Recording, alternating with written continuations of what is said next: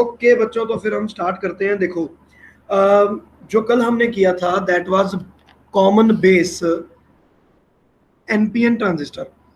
पहली चीज मैं यहाँ पे ये बोलूंगा, जो एनपीएन है ना उसको आप पीएनपी बना दोगे तो कोई फर्क नहीं पड़ता, वेदर इट इज एनपीएन और PNP, one is the same thing. दूसरी चीज वो था कॉमन बेस, और अब हम करने वाले हैं कॉमन इमिटर।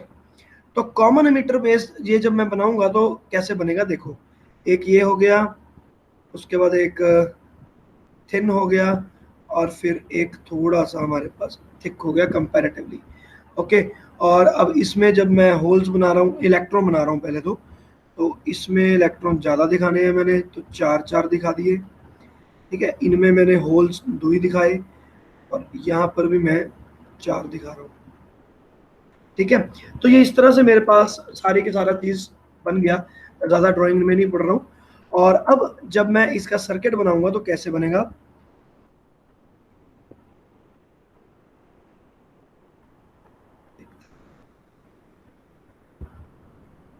अब ये कॉमन बेस नहीं बना रहा हूं मैं अब क्या बना रहा हूं, कॉमन इमिटर बना रहा हूं।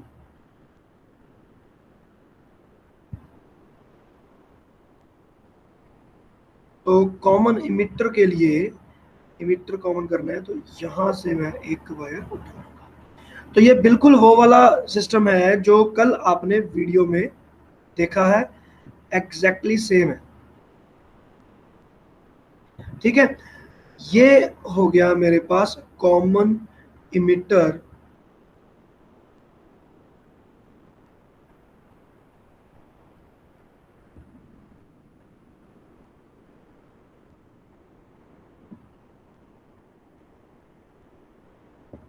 NPN transistor. तो अब यहां पर आप देखो कि इस केस में हुआ क्या मेरे पास। ठीक है, यहाँ पे अब ये हो गया एन, तो मैं अब देखना चाहता हूँ। देखो सबसे पहले ये वाला जो मेरे पास ये वाला, इसको मैं बोलता हूँ फर्स्ट डिप्लीशन लेयर। तो फर्स्ट डिप्लीशन लेयर को तो मुझे फॉरवर्ड बायस करना है। तो फर्स्ट डिप्लीशन लेयर एक ये रहा और एक ये रहा, तो ये वाला हो गया सर्किट ऊपर वाला।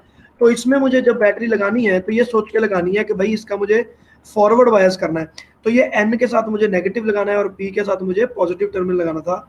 ये हो गया पॉजिटिव, ये हो गया नेगेटिव। तो ये सर्किट मेरे पास बन गया फॉरवर्ड बायस।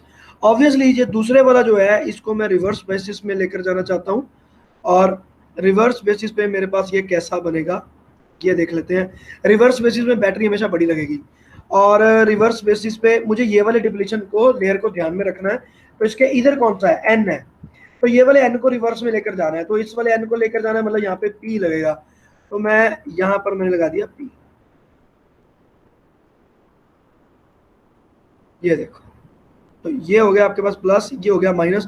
तो ये जो मेरे पास सेकंड सर्किट हो गया, इसको आप आउटपुट सर्किट भी बोलते हैं हम इसको। तो ये जो मेरे पास सर्किट है ये रिवर्स बेसिस में चला गया है। ठीक है, तो इसको आप लिख लो इनपुट, और ये आपका आएगा आउटपुट। इनपुट और आउटपुट के नाम से भी इनको बोला जाता है। ठीक है, तो इसकी अब वर्किंग जो है मैं आपको एक छोटा सा आइडिया फिर से देता हूं, लेकिन ये वर्किंग सारी की सारी हम कल वाले लेक्चर में देख चुके हैं, तो बिल्कुल सेम है। थ्योरी में सारी की सारी यहाँ लिखूंगा नहीं, आपको जो नोट्स मिलेंगे जो आपने बुक्स लेनी है हमसे तो वो ले लेना, उसमें सारी की सारी थ्योरी मिलेगी, नहीं तो किसी और बुक में से देख लेना। अदरवाइज मेरे पास समझो इस बात को। ठीक है, अब इसमें क्या वर्किंग में होगा, बिल्कुल वही पुराने वाली बात होनी है कि ये फॉरवर्ड बायस है। फॉरवर्ड बायस होने के कारण यहाँ से खूब सारे इलेक्ट्रॉन यहाँ चलेंगे, और ये सारे के सारे फ्री इलेक्ट्रॉन्स, मैं रिपीट कर रहा हूं, सारे फ्री इलेक्ट्रॉन्स, क्योंकि सारे के सारे फ्री इलेक्ट्रॉन तो कंडक्शन बैंड में है ऊपर, उनको क्या चाहिए मूव करने के लिए, सिर्फ और सिर्फ इलेक्ट्रिक फील्ड चाहिए। इलेक्ट्रिक फील्ड के लगते ही कंडक्शन बैंड के अंदर करंट मूव करने लग जाएगा, और नीचे वाले बैंड में करंट मूव करेगा अगर होल्स के कारण करेगा तो। ठीक है, अब यहां से ये सारे के सारे इनमें जाएगा।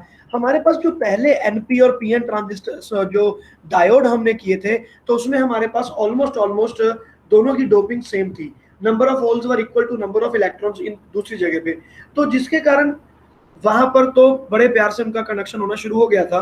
लेकिन यहाँ पर प्रॉब्लम आएगा, यहाँ पर प्रॉब्लम ये है कि यहाँ पर हमारे पास इलेक्ट्रॉन बहुत ज्यादा हैं और होल्स हमारे पास बहुत कम है। So now what will happen, तो यहां से जो इलेक्ट्रॉन इन होल्स की तरफ जाएंगे,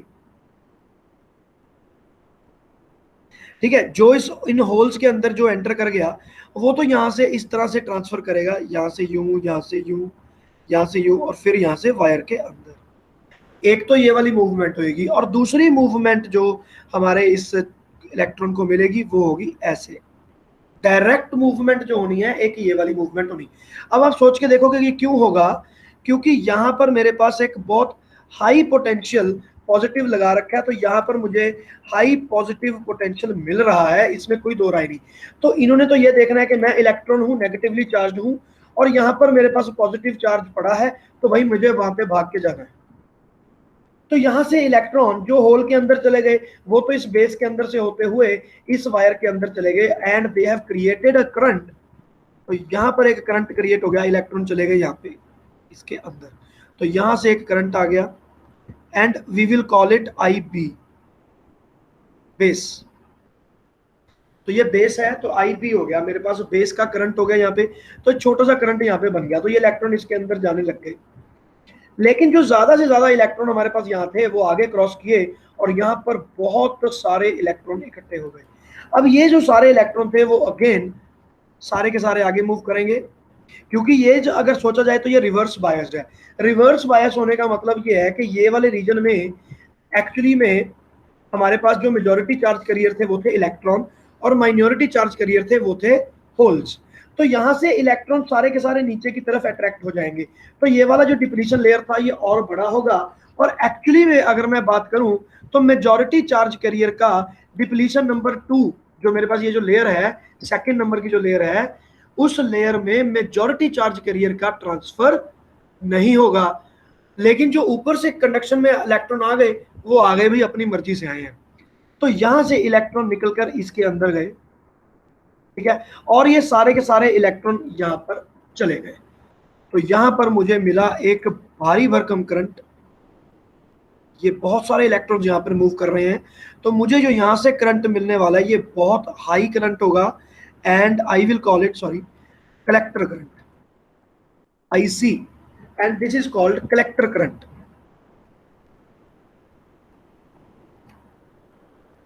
ठीक है, तो ये हो गया मेरे पास कलेक्टर करंट जो यहां से जा रहा है। करंट की डायरेक्शन तो मैं सिर्फ अपनी तरफ से शो कर रहा हूं, लेकिन हमें मैटर क्या करता है, इलेक्ट्रॉन। तो इलेक्ट्रॉन की मूवमेंट पर आपने ध्यान देना है। तो इलेक्ट्रॉन यहां से निकल के इसके अंदर चले गए, और इस सर्किट में अगर सोचा जाए रिवर्स बेसिस के होने के बावजूद भी हमने बहुत ज्यादा करंट इसमें थ्रो कर दिया है, और ये सारे का सारा करंट जो है वो यहां से मूव करेगा। बच्चे लोग बात समझ में आ गई? ठीक है, ये कल वाला जो वीडियो देखा था बिल्कुल वही वाला वीडियो है। और इस जंक्शन पर, अब ये वाला जो जंक्शन है ये वाला, इस जंक्शन पर हम कंसंट्रेट करेंगे ध्यान से। तो यहां पर करंट की डायरेक्शन कैसे आएगी, ऐसे करके आएगा, and this current will be known as emitter current, क्योंकि सारे इलेक्ट्रॉन यहां से इसके अंदर एंटर कर रहे हैं, हमने उसके अपोजिट लिया, और ऊपर की तरफ करंट चला गया, that will be called I B, और जो नीचे की तरफ करंट गया that will be called I C. तो यहां पर भी मेरे पास जंक्शन लॉ लगेगा, और ये बिल्कुल वैसे ही लगेगा जैसे कॉमन बेस में लगा था, देयर इज नो डिफरेंस। और यहां पर भी जंक्शन लॉ लगेगा, तो ये बन जाएगा I E is equal to I C plus I B, where I B is, you can take it as tending to zero, तो I E is approximately equal to I C. ये जो condition है ये हर जगह पर ही बनती है, हमेशा बनती है, हर किसी के पास होती है ये कंडीशन। इज इट ओके बेटा? ठीक है, तो ये आपके पास हो गया। अब इसमें तो और ज्यादा कुछ बताने वाला है नहीं है, तो बस आपने ये समझना है कि मैंने जो करंट, जो ये मेरा इनपुट है, अब आप सोच के देखो कि ये इनपुट बैटरी के पास करंट बहुत ज्यादा कम है, आई बी टेंडिंग टू जीरो है। इतना कम करंट होने के बावजूद भी मेरे इस सर्किट में करंट बहुत ज्यादा है, मतलब सोच के देखिए आप। और ये जो बैटरी है, ये बैटरी हमें मैटर नहीं करती कि आपने ये बैटरी कितनी लगाई है, ये मैंने इतनी सारी इसलिए लगाई है क्योंकि ये रिवर्स बेसिस में है, दैट्स इट। इससे ज्यादा शो और कुछ नहीं करना आपने। इनका काम क्या है, ये बैटरी हमने लगाई क्यों? ये बैटरी हमने इसलिए लगाई ताकि यहाँ पर एक पॉजिटिव फील्ड आ सके, जिसके कारण ये जो इलेक्ट्रॉन्स हैं वो यहाँ से निकलकर यहाँ से होते हुए इस पॉजिटिव के पास जाने की कोशिश करें। The only purpose for this battery is to create electric field inside the transistor. सिर्फ इतना काम है, और इस पोटेंशियल का हमें कोई लेना देना नहीं, ये पोटेंशियल हमारे पास है कितना। लेकिन फिर भी हम इसका नाम तो रखेंगे, ये नाम आएगा आपके पास CE, कलेक्टर और इमिटर की। और जो ऊपर बैटरी लगी है इसको हम लिखते हैं इमिटर और बेस।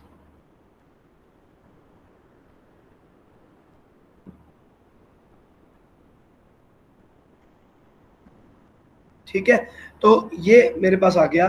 तो ये इसको हम बोलेंगे वोल्टेज, इमिटर एंड बेस, और ये आ जाएगा आपका CE। कितनी है ये बाद में देखेंगे, इसमें कुछ भी नहीं है। ठीक है, तो अब इसके बाद देखते हैं हम हमारे कुछ criterias on based on which. अच्छा, एक ये चीज आपने याद रखनी है कि ये जो इलेक्ट्रॉन्स हैं बेस में जो गए, these are 5% of total electrons coming from N zone. जो मेरे पास यहां से इलेक्ट्रॉन मूव किए इस तरफ आने के लिए, उसका सिर्फ और सिर्फ 5% इलेक्ट्रॉन इसके अंदर एंटर करेंगे। So this current is that low. आप देख सकते हो कि ये कितना कम है, बाकी सारे इलेक्ट्रॉन यहाँ चले गए। और इसके अंदर भी डोपिंग तो थी ही, मॉडरेट डोपिंग थी, लेकिन डोपिंग तो थी ना। इसका मतलब आपके पास 200 टाइम्स इलेक्ट्रॉन आपके पास चले गए। जितना आपके पास IB में करंट है उससे तकरीबन 200% ज्यादा इसके अंदर चला गया। चलो जी, अब इसके आगे देखते हैं। तो ये चीज होगी। So now we are going to some factors, parameters.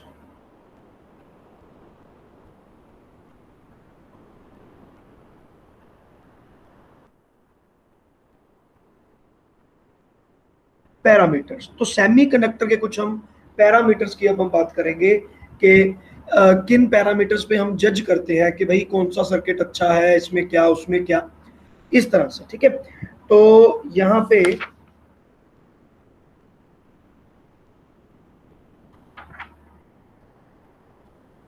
सबसे पहले मैं डिफाइन करूंगा इनपुट रेजिस्टेंस को।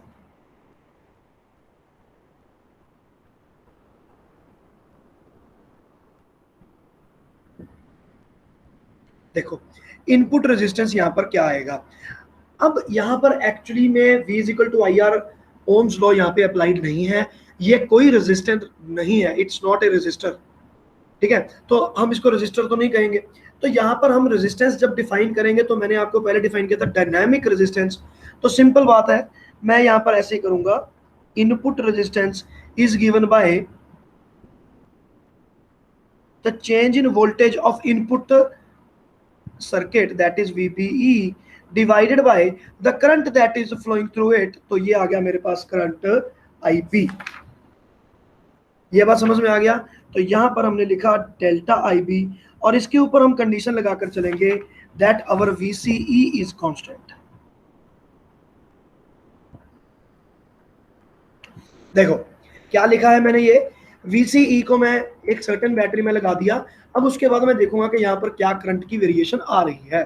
तो अब देखो आप, डेल्टा VEB, ये वाली जो बैटरी मेरे पास बची, इसमें अगर मैं कोई चेंज करता हूं, ठीक है, तो मेरे करंट में भी कुछ चेंज होगा। तो इस करंट में क्या चेंजेस होंगी, अगर मेरे इस वोल्टेज में कुछ चेंजेस होंगी, तो उसको मैंने रेशो में ले लिया, और उसकी रेशो को मैंने बोल दिया कि it has to be resistance, क्योंकि ओम्स लॉ होता है V = IR। तो इसको मैंने बोल दिया कि this is my input resistance. ज्यादा होता है कि कम होता है, आगे हम ग्राफ ये करेंगे इनके, तब हमें ये सारी चीज क्लियर होगी। नंबर 2 मेरे पास आ जाएगा आउटपुट रेजिस्टेंस।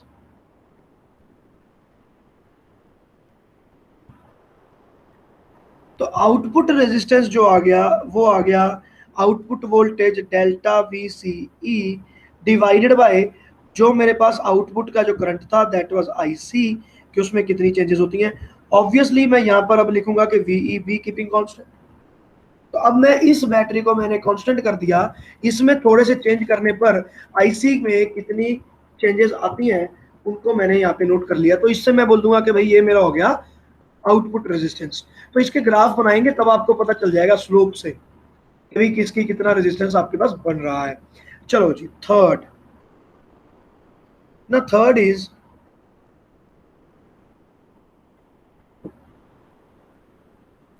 अब ये दो तरह के होते हैं करंट एम्पलीफिकेशन फैक्टर।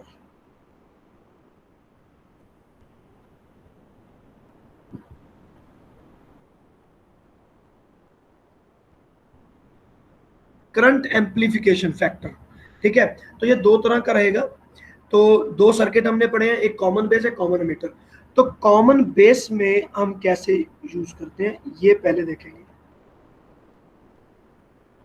तो कॉमन बेस के लिए इसे बोलते हैं अल्फा। कॉमन बेस के लिए alpha will be equal to change in the collector current divided by the change in the emitter current, ठीक है, provided that the voltage of CB is constant. CB का मतलब है आउटपुट वोल्टेज।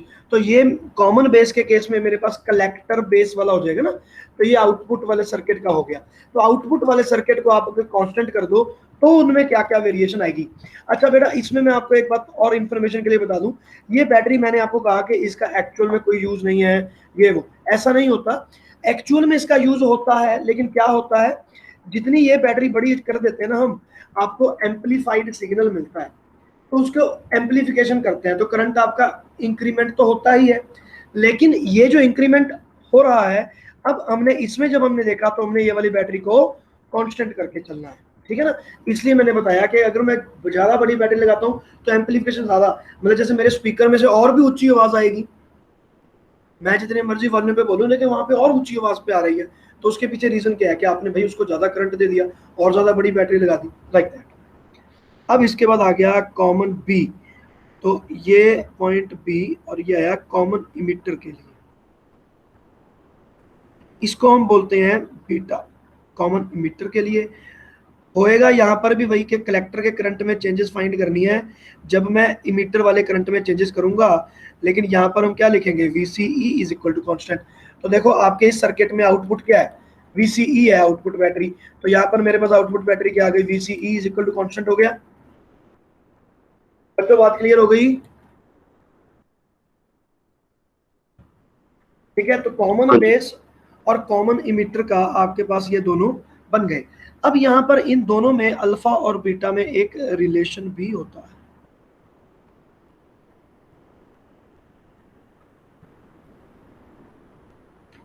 बड़ा simple.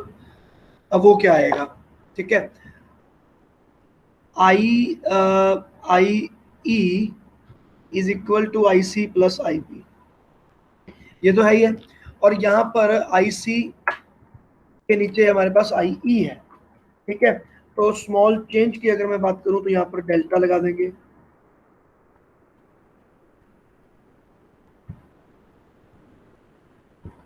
Delta I P, ठीक। अच्छा यहाँ पे मैंने गलती कर दी थोड़ी सी, ये जो मैंने ई लिखा है ये ई नहीं आएगा यहाँ पे, कॉमन इमिटर है ना, तो यहाँ पर तो बेस आएगा ना, इनपुट। ये देखो ना कि इनपुट आपका करंट है कौन सा, यहाँ पे आईबी है, आईबी इनपुट है ना इस वाले सर्किट में सारे में। आईबी इतनी सी वायर में आई है तो वो बात अलग है, इस सारे सर्किट में आईबी करंट है, तो आईबी इनपुट हुआ, आईसी आपका आउटपुट हुआ। तो ये हमने वो रेशो हमने यहाँ पर ले ली इसमें। तो अब देखते हैं कि क्या करना पड़ेगा। अब ये चीज आ गई, तो I C divided by I B हमें जाना है, डेल्टा आई सी पर मैं इसको डिवाइड कर देता हूं, डिवाइडिंग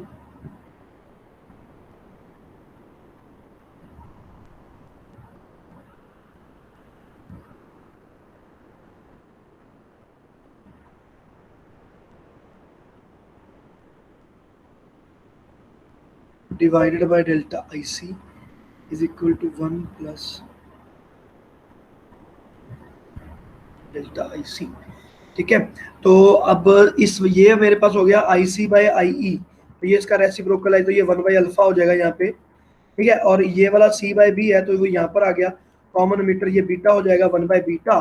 तो इसको मैं लिख सकता हूँ कि 1 by alpha is equal to 1 plus 1 by beta. So this is the relation. अब इसको आप जैसे मर्जी कर लो, ठीक है। तो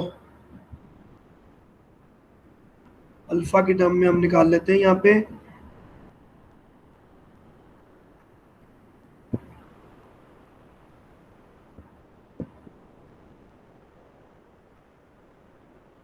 1+, तो ये मेरे पास एक और रिलेशन बन गया। थ्योरी के क्वेश्चंस हैं, न्यूमेरिकल इसका कभी भी नहीं आने वाला, सिर्फ थ्योरी ही आएगी, पूछ लेंगे कि what is the relation between alpha and beta, find कर दो जी, डिराइव कर दो जी, दैट्स इट। और बीटा की टर्म में अगर आप इसको निकालोगे तो आपके पास ये टर्म आ जाती है alpha divided by 1 minus alpha. Derive नहीं कर रहा हूँ, इट्स वेरी इजी।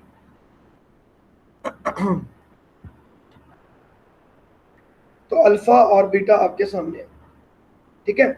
तो ये दोनों हो गए आपके, अल्फा और बीटा आ जाएंगे, ठीक है। और इसको बोलते हैं करंट एम्पलीफिकेशन। बेटा ये बहुत इंपॉर्टेंट है, क्योंकि आपके जितने एम्पलीफायर्स हैं वो सारे के सारे इसी फील्ड में, इसी टॉप पॉइंट पे डिपेंडेंट है। करंट एम्पलीफिकेशन, कि आपका करंट एम्पलीफाई कितना हुआ। और जैसे अगर इस केस की मैं बात करूं तो आई बी को तो मैं कह रहा हूं कि इट इज 5% ऑफ आई ई, जो यहाँ से इसमें आया उसका 5% है, तो यहाँ पर इसका करंट भी ऐड होगा, तो ये तो पता ही नहीं कितना ज्यादा हो जाएगा। तो इसकी जब आप रेशो निकालोगे तो ये बहुत ह्यूज रेशो आने वाली है।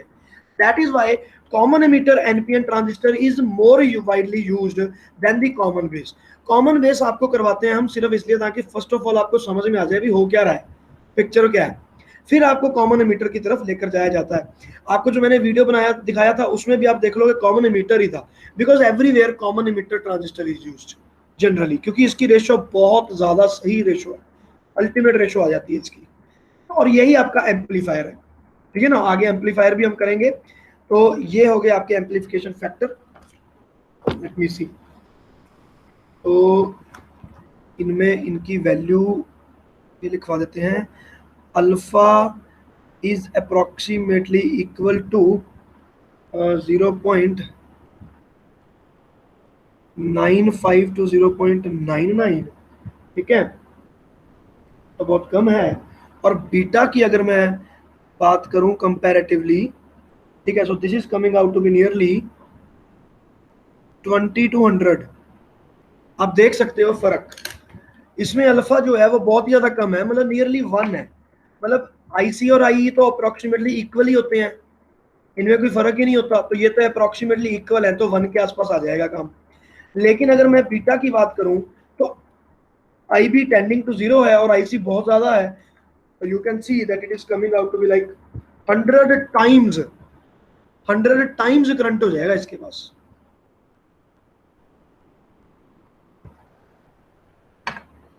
तो ये है इसका मेन पर्पस। चलो जी, तो ट्रांजिस्टर्स हमने कर लिया, अब इसके हमने करने हैं करेक्टरिस्टिक्स, मतलब ग्राफ, ठीक है। तो अब हम देखते हैं कि भाई इनका वेरिएशन कैसी है, ताकि हमें पता चले कि हम इसको चलाएं कैसे, ठीक है ना।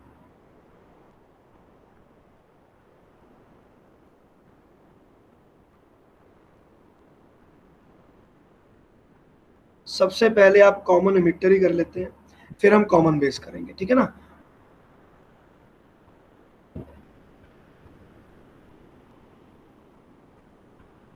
Common emitter NPN transistor, okay. चलो जी, तो अब यहाँ पर इनपुट, सबसे पहले इनपुट का बनेगा। इनपुट की बैटरी को अगर मैं चेंज करूंगा तो फॉरवर्ड बेसिस वाला जो करंट आ रहा है उसमें क्या क्या चेंजेस आने वाली है।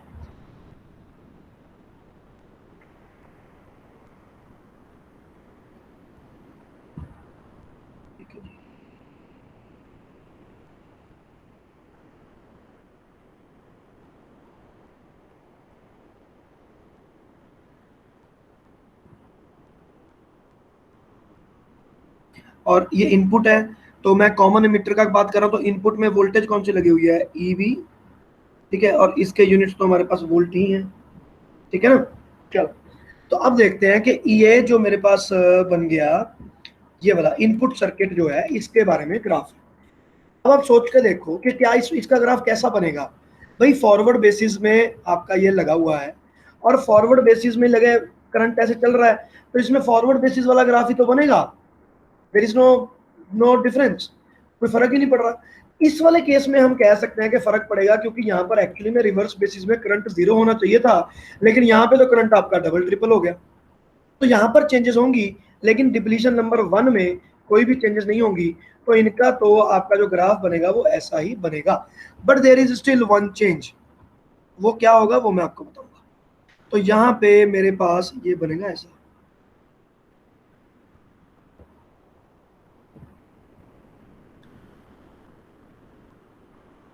ठीक है, और इसके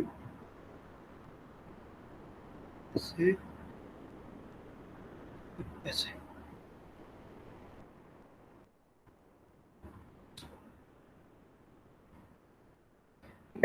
समझ लाइक दिस। तो ये तो बिल्कुल फॉरवर्ड बेसिस वाला ही लगा, इसमें तो कोई फर्क नहीं पड़ा। द ओनली डिफरेंस इज कि ये जो इसकी जो वैल्यू है, यहाँ पर जो ये वाली जो वैल्यू है ना करंट की, ये इतनी ज्यादा लो है, इतनी ज्यादा लो है कि इसको आप जीरो ही कह सकते हो। क्यों? क्योंकि भाई मैंने तो इसको यहाँ पर होल्स ही मैंने कम दिए हैं, होल्स कम दिए हैं, तो इसका मतलब यह है कि इसके अंदर मैंने इलेक्ट्रॉन को एंटर ही नहीं होने दिया। यहाँ पर इलेक्ट्रॉन बहुत थे, उसमें कोई दो राय नहीं है। अगर मैं एक्चुअल में एक पीएन जंक्शन बनाकर उसमें से करंट पास करता तो डेफिनेटली मुझे करंट आईबी से ज्यादा मिलता। तो यहाँ पर जो करंट था वो बिल्कुल ही कम है, यहाँ पर तो बहुत ज्यादा कम हो गया, ये kind of tending to zero हो जाता है। चलो अब मैं आपको इसका जो एक्चुअल ग्राफ है वो बताता हूँ कैसे बनेगा, जो हमारी बुक्स में होता है 0.4, let's say this is 0.6, this is 0.8 like this। तो 0.4 तक तो बिल्कुल आपके पास वैल्यू जीरो ही है, और यहीं से इनका ग्राफ उठेगा ऐसे करके, तो एक ऐसा चला जाएगा, ठीक है, और एक अपने ग्राफ ऐसे। तो ये दो डिफरेंट ग्राफ हैं, लेकिन उनका वेरिएशन बिल्कुल सेम है। दी ओनली डिफरेंस इज के यहाँ पर जो मैंने आउटपुट की जो बैटरी रखी है, ये वाली VCE, उसको कांस्टेंट रखा, लेकिन कांस्टेंट का मतलब कोई वैल्यू तो दी होगी, तो ये वैल्यू मैंने दी इसको 4 वोल्ट, और यहाँ पर अगर इसको वैल्यू देता हूँ तो ये वैल्यू है मेरे पास 10 वोल्ट। तो एक तरह से इनकी वोल्टेज इंक्रीज हो रही है, और आपके पास ये चीज बन रही है। बच्चों बात क्लियर हो गया? Is it okay? ठीक है, और इसके साथ आपके पास यहाँ पे करंट भी होगा, तो current is like micro amperes में है, 20 माइक्रो एम्पियर, देन 40 60, ये माइक्रो एम्पियर है, तो बहुत ही ज्यादा कम है करंट। और यहाँ पर VEB है ग्राफ आपका ये, तो कोई ज्यादा फर्क नहीं है, सेम टू सेम सिमिलर सा ग्राफ आपके पास। Point number 2 is the output characteristics.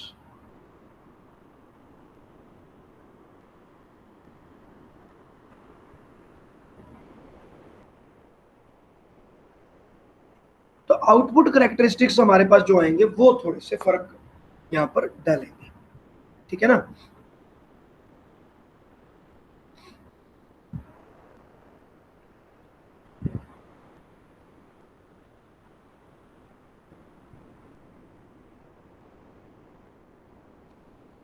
अब यहाँ पे एक लेगी,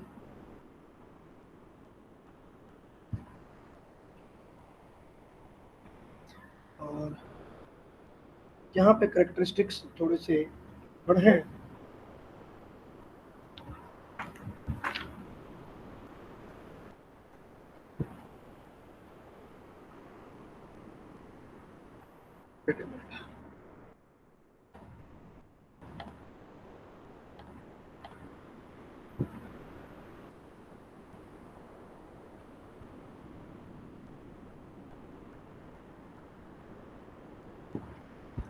ठीक है, 2 मिनट मैं आपको ना एक्सप्लेन करता हूँ इसको एक बार बना।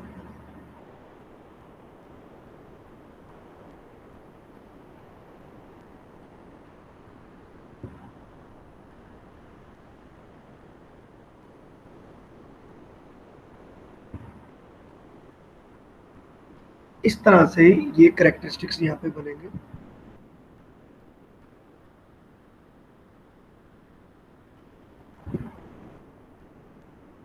Like this. तो ये इस तरह से थोड़ा सा क्रिएट होता है सिस्टम, ठीक है। और ये जो यहाँ पर कांस्टेंट वैल्यू आ रही है, अब आप देखो, ये यहाँ पर मैं आउटपुट करंट लिखूंगा, तो मेरे केस में यहाँ पर मुझे लिखना है IC, and obviously this will be in sorry milliamperes, not micro. तो ये यहाँ पर मिली एम्पियर्स में चला गया बच्चे। पहली बात तो आपने यूनिट पे हमेशा ध्यान रखना, यहाँ पर आपके पास माइक्रो एम्पियर है तो यहाँ पर आपके पास मिली एम्पियर्स है, ठीक है। और वोल्टेज आपकी वही है, यहाँ पर वोल्टेज मैंने बना दिया जो आउटपुट वाली वोल्टेज है, दैट इज ईसी, ठीक है, वोल्ट में। तो अब ये क्या ग्राफ बन गया, अब आप सोच के देखो हो क्या रहा है कि अगर मैं बैटरी, जो ये वाली बैटरी है, जो ये वाली बैटरी है, ये वाली बैटरी अगर मैं बहुत कम लगाऊं तो स्टार्टिंग में करंट कम आएगा, उसके बाद कम जो करंट है वो एक ही दम से गेन कर लेगा और उसके बाद वो एक कांस्टेंट हो जाएगा। और फिर आप बैटरी जितनी मर्जी बड़ी लगाते रहो, आपको कोई भी ज्यादा यहाँ पर फर्क नहीं पड़ रहा है कि मेरे पास क्या क्या चीजें आ रही है, उसमें कोई फर्क नहीं आ रहा। तो ये आपके पास बिल्कुल कांस्टेंट वैल्यू आपके पास यहाँ पे आईसी की आ रही है। तो बैटरी आप कितनी लगा रहे हो उस पर फर्क नहीं पड़ता। ये जो आपकी वेरिएशन है यहाँ तक की, वो नियरली 0.5 वोल्ट की है। मतलब बिफोर 5 वोल्ट आपने अगर 0.5 वोल्ट की बैटरी नहीं लगाई तब तक तो आपका ये इंक्रीमेंट होगा, लेकिन उसके बाद इसने एक सर्टेन कांस्टेंट वैल्यू अटेन कर लेनी है, and there will not be much changes in this, ठीक है। तो ये सारे के सारे आ गए। और यहाँ पर मेरे पास कौन सी वैल्यू लिखनी है, ये वैल्यू लिखनी है मैंने बेस करंट की। तो यहाँ पर जो मेरा बेस करंट है वो बहुत लो है, 10 माइक्रो एम्पियर्स है, और यहाँ पर जो मेरे पास बेस है इसको आप कह सकते हो लाइक नियरली 60 माइक्रो एम्पियर कह सकते हो। तो आपका बेस करंट इंक्रीज हो रहा है, अगर बेस करंट इंक्रीज हो गया तो आईसी इंक्रीज हो जाएगा, that is the thing. But otherwise IC की के ऊपर इस वोल्टेज बैटरी का कोई भी फर्क नहीं है। बच्चों ये बात क्लियर हो गई। देखो जो मैंने पहले आपको यहाँ पे कहा था कि ये एम्पलीफायर में ये बड़ी, जितनी बड़ी बैटरी लगाओगे उतना ज्यादा एम्पलीफाई होगा, तो उसको आप आईसी से रिलेट नहीं करना आपने, वो जब हम आगे एम्पलीफायर करेंगे तो तब मैं आपको एक्सप्लेन करूंगा कि वैसे ऐसा क्यों होता है। But presently there is no such relationship between this battery and this current, ठीक है ना। तो आपका वो वाला डाउट भी क्लियर हो गया होगा कि sir V equal to I R यहाँ पे कैसे नहीं लगता, और अगर इतनी बड़ी बैटरी लगाई है तो बड़ा ही करंट आएगा। तो ये ऐसा नहीं है, इसका और उसका कोई भी रिलेशन नहीं है। ये वोल्टेज जितनी मर्जी बड़ी कर दो, इसके करंट पे कोई भी फर्क नहीं पड़ेगा। So these are the input characteristic and the output characteristics of common emitter this, ठीक है।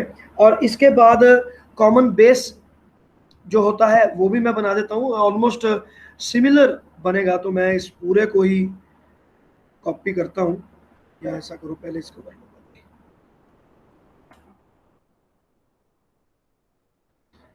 So this will be the last topic for today, और छोटा सा टॉपिक है, कोई बहुत बड़ा टॉपिक नहीं है।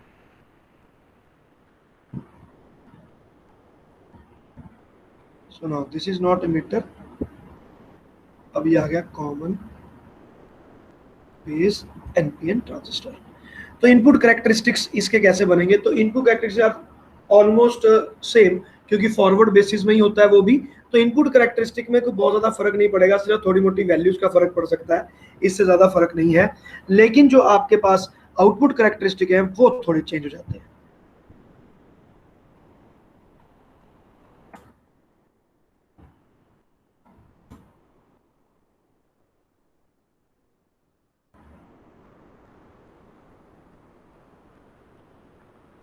ठीक है, तो अब आप यहां पर देखो आउटपुट कैरेक्टरिस्टिक्स, तो इसमें ये चेंजेस आएंगे।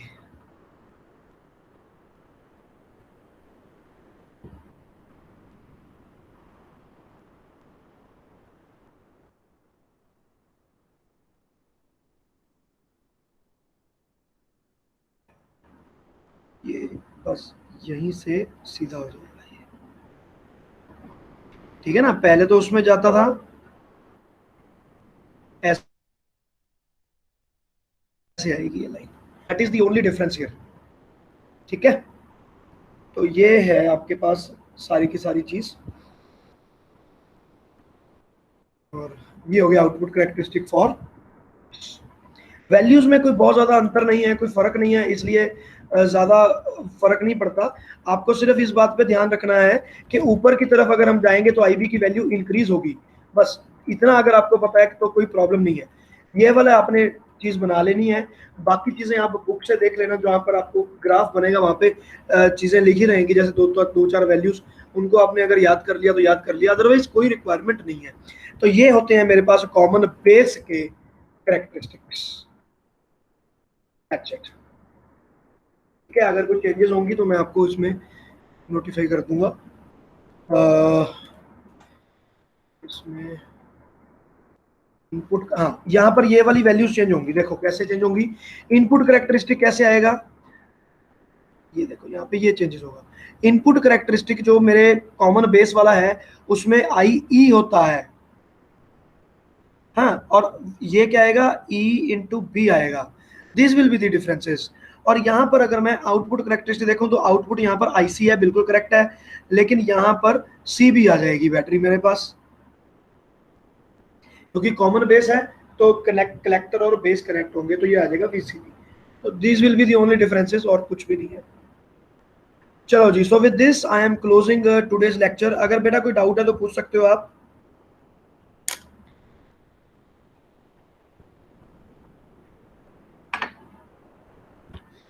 ठीक है,